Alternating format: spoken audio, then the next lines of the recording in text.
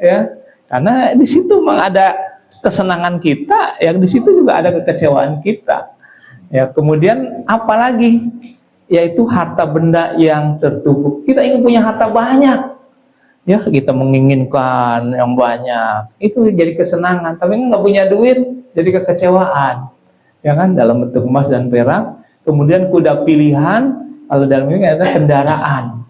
Ya, kita sama ingin kendaraan ini, ingin motor ini. Motor Scorpio apa, NMAX ya, apa, pengen nih. Ya, kesenangan kita nggak dapat, kecewa. Apalagi hewan ternak, kita pengen punya kambing satu, punya dua, kurang 3, 10 masih kurang, pengen 20, akhirnya sibuk ngurusin kambing, hilang 2, dicari masih maghrib belum ketemu, lupa sholat, bisa jadi. Ya, karena itu ada kecintaan kita, jadi kita jangan kaget gitu. Ya, kita nggak kaget karena tahu. Ya, jadi kehidupan ini sama Allah, kita diciptakan oleh Allah ya, yang tadinya nggak ada sampai ada, terus kita juga dikasih pedoman yaitu Al-Quran. Jadi sumber kebenaran kita. Jadi saya kalau mengaji, memberikan kajian, sumbernya dari Al-Quran, dari hadis, dan dari kitab-kitab tasawuf. Yang sumber utamanya Al-Quran dan hadis. Jadi saya berbicara ini bukan ngarang, ini ada dalilnya, dan saya memang nggak bisa mengarang. Nah, saya sebagai murid ya dari beberapa guru, memang pendidikan saya alhamdulillah pendidikan dari informal, formal, dan non formal. Jadi guru-guru banyak, dulu SD, madrasah, guru ngaji, SMP, SMA, perguruan tinggi, di dalam negeri, di luar negeri. Jadi banyak guru-guru. Jadi kita berbagi berbagi berdasarkan sumber ya. Jadi kita kan mendengar cerita itu dari 3 ya. Orang ini bercerita, kita nih apa dia? Oh, dia tahu tentang ilmunya, namanya ilmu yakin. Kemudian dia tahu karena dia melihat, namanya ainul yakin. Dia tahu sudah merasakan, namanya hakul yakin. Sama kayak kita misalkan gula. Gula itu menurut teori adalah manis, tapi kita melihat orang makan gula, iya manis. Kita belum tahu itu gula manis kalau kita belum mencicipinya. Nah, jadi keyakinan kita dari 3 itu, ilmu yakin, ainul yakin, dan hakul yakin. Nah, kayak kita ini beribadah di sini, subuh ke sini udah hakul yakin, karena kita sudah merasakan sendiri ibadah. Sama kita menikah gitu juga, tadi perempuan. Kita hakul yakin sama perempuan karena kita udah merasakan sudah bersama gitu ya. Ya kalau yang belum menikah, yang menikah lagi kita doakan semoga dapat ya segera ya, karena penting untuk kebahagiaan batin kita. Ya kita mendoakan boleh yang kebaikan ya. Jadi kemudian, jadi itu yang menjadikan kekecewaan kita karena kita punya pandangan indah apa yang kita inginkan. Kemudian yang kedua adalah kita cinta kepada selain Allah dan Rasul. Ya, kepada siapa?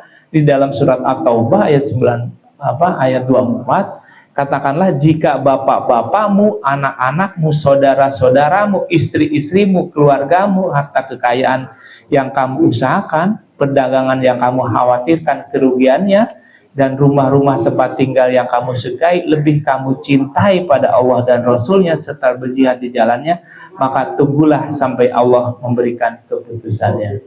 Ya, jadi cinta kita pada bapak-bapak kita, pada anak-anak kita, pada saudara-saudara kita, pada istri kita, keluarga kita, harta kekayaan yang sedang diusahakan, dan perdagangan khawatir nih rugi ya, rumah-rumah tempat tinggal kita sukai diperbaiki terus, dibenerin terus, lebih kamu cintai daripada Allah dan Rasul serta berjihad, maka tunggulah. Makanya cinta kita jangan terlalu di sini, tunggulah sampai keputusannya ya. Makanya itu penting ya. Nah, kenapa di dunia ini ada orang jahat, orang curang dan mengecewakan? Nah, nomor 3, dunia adalah tempat ujian, bukan tempat balasan.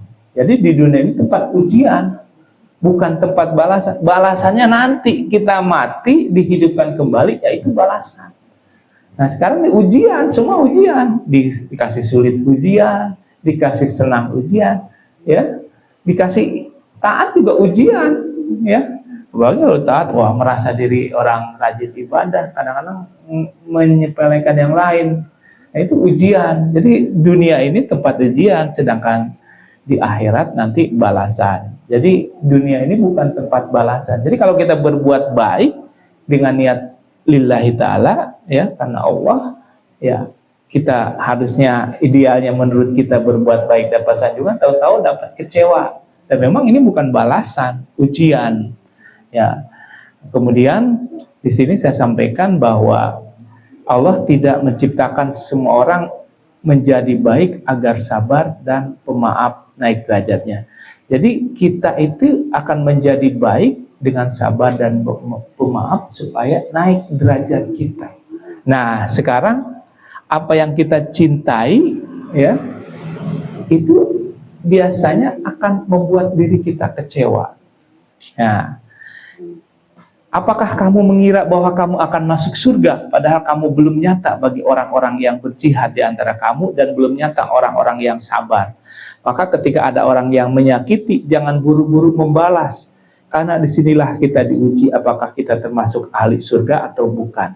Nah, ujian pasti datang lewat orang terdekat. Nah, ujian pasti datang orang terdekat.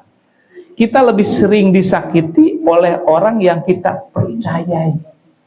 Ya, bukan orang asing. Saya kan, Bapak kenal sama saya kenal Bapak. Nah, saya lebih banyak diuji oleh yang terdekat. Ya, siapa yang terdekat kita? Istri kita. Siapa lagi? Ya, kalau istri, suami. Siapa lagi? Anak kita. Siapa lagi? Mertua, teman dekat. Ya, bahkan guru bisa menjadi jalan ujian. Ya, jadi ujian kita perlu diuji, karena untuk naik kelas perlu diuji. Ya, naik kelas 1 ke kelas 2 bisa ada ujian nih, dari SD ke SMP ujian, SMP ke SMA. Saya berapa kali ujian sekolahnya, ya alhamdulillah digunakan oleh Allah. SD madrasah, habis SD SMP, SMP ke SMA, SMA ke perguruan tinggi, lewat Sepenmaru di negeri, sekolah lagi kemana-mana, ujian banyak. Ya, jadi memang bagus kita banyak ujian nih hidup ini. Jadi kita supaya naik derajat, naik kelas gitu. Ya, pengalaman kita sakit pernah, stroke pernah, dioperasi pernah. Kan semua juga ada yang berpengalaman kayak gitu. Kalau belum pernah sakit, belum ada ujiannya, ya kan? Belum pernah stroke, wah ini badan nggak terasa, nggak bisa digerakin, pernah nggak? Nah itu ujian. Ujian kita nggak punya duit, ujian. Pernah punya duit, ujian juga. Ya, jadi semua ujian. Nah, punya istri marah-marah, ujian. Punya suami marah-marah, ujian juga. Punya anak juga. Jadi semua ujian kita. Ya, memang di dunia ini adalah ujian. Ya, bukan menurut saya nih ya, menurut Al-Quran. Ya, ya. Ya, di sini di surat At-Taghabun ayat 14, wahai orang-orang yang beriman, sesungguhnya di antara istri-istrimu, nih bagi yang dua istri ya, dan anak-anakmu ada yang menjadi musuh bagimu, maka berhati-hatilah kamu terhadap mereka. Dan jika kamu maafkan dan kamu santuni serta ampuni mereka, maka sungguh Allah Maha Pengampun, Maha Penyayang. Nah, ini istri kita, anak kita menjadi musuh. Musuh kita itu bukan berarti musuh benar-benar dalam perang, jadi penghalang kita untuk ibadah. Misalkan ya, kita mau berinfak, kita lapor nih sama istri, mau berinfak, oh jangan dulu berinfak yang banyak-banyak, ini di dapur masih kurang banyak, misalkan, bisa jadi, ya kan, penghalang. Kita mau ibadah gini, jangan dulu kalau bisa gini. Anak kita juga sama. Ya, jadi musuh di sini bukan musuh dalam kita bertempuran, jadi musuh jadi penghalang. Jadi ada tantangan ujiannya gitu ya. Karena kesini juga mungkin bisa jadi ada tantangan. Makanya saya ngaji kalau subuh kan terlalu banyak tantangan, berangkat masih tidur gitu. Tapi kalau mungkin hari-hari yang lain kita ada kesibukan juga. Jadi memang saya silaturahmi ke musola, ke masjid-masjid. Memang saya 3 tahun ini suka silaturahmi ke masjid-masjid yang ada di Mantai Urip, di Urip Jaya maupun di Muara Bakti subuh misalnya. Jadi kita silaturahmi ya. Jadi saya ini bukan ulama, bukan. Saya seorang murid, jadi hanya menyampaikan ulang, gitu ya. Jadi dulu pernah dapat ilmu, ya karena kita belajar, ya kita nyampaikan. Dan saya banyak mengkaji tentang kehidupan dengan perjalanan.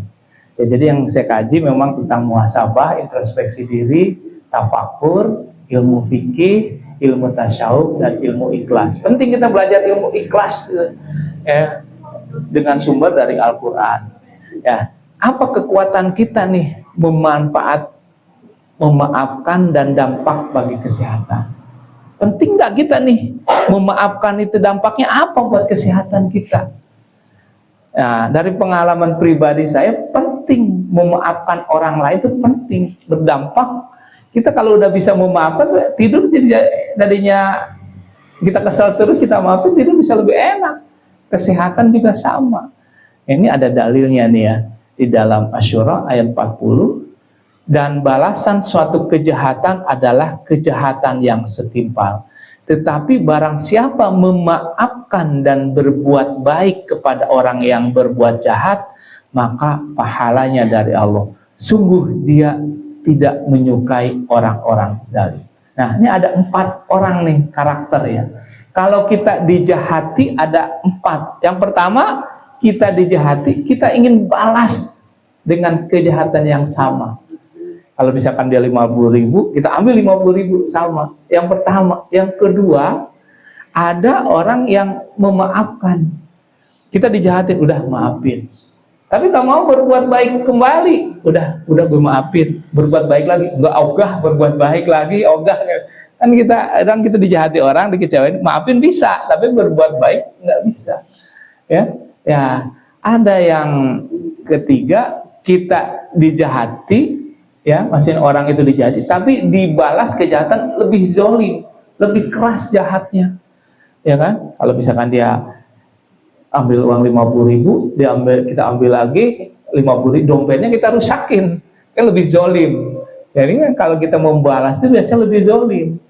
Kita dikecewain, wah harus dikecewain, lebih sakit, ya, ada yang lebih zolim. Tapi ada yang lebih bagus ya, yang mendapatkan pahala tanggungan Allah jika kita dijahati, didustai, ditipu dan lain sebagainya, kita maafkan, terus kita berbuat baik kembali pada orang itu. Nah, itu pahalanya. Nah, itu gaya-gaya Rasulullah, gaya-gaya wali Allah. Pernah nggak kita ngalamin nih, dijahatin, dikecewain, didustai? Pasti pernah. Nggak mungkin nggak pernah. Ya, dalam berbisnis, dalam berdagang, dalam berusaha, kita dikecewain. Ada dalilnya di dalam surat Asy-Syura ayat 40. Dan balasan suatu kejahatan adalah kejahatan yang setimpal. Tetapi barang siapa memaafkan dan berbuat baik kepada orang yang berbuat jahat itu, maka pahalanya dari Allah. Sungguh dia tidak menyukai orang-orang zalim. Begitu juga ada di dalam hadis, bukanlah orang yang kuat itu yang menang dalam bergulat, tapi yang kuat adalah yang dapat menahan marahnya. Nah gitu, kita dalam rumah tangga setiap hari sama istri, sama anak,